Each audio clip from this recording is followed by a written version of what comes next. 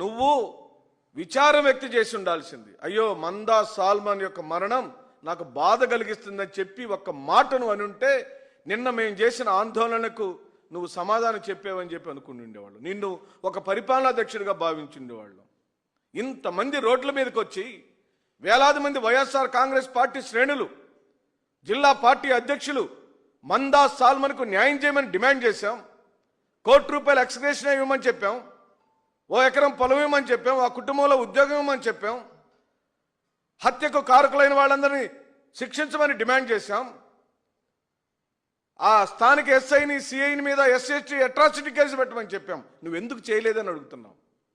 తగుదనమ్మా అంటూ నిన్న మీ ఆ ఎరపతిని శ్రీనివాసరావు అనే శాసనసభ్యుడు వచ్చి ప్రెస్ మీట్ పెట్టి కులాల పేర్లు ఎత్తి చెబుతారా?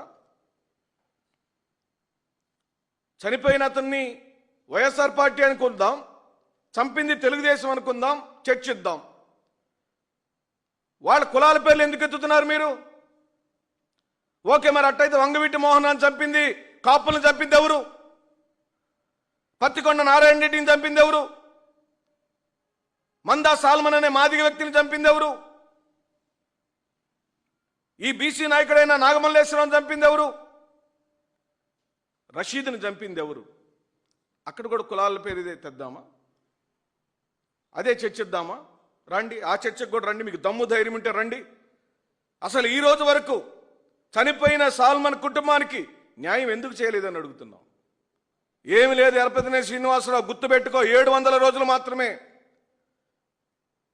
నీ హుంకారం, నీ నీ నీ బెదిరింపు చూపులు, నీ బాడీ లాంగ్వేజ్ కేవలం 700 రోజులు మాత్రమే, అనగా 2 సంవత్సరాలు మాత్రమే.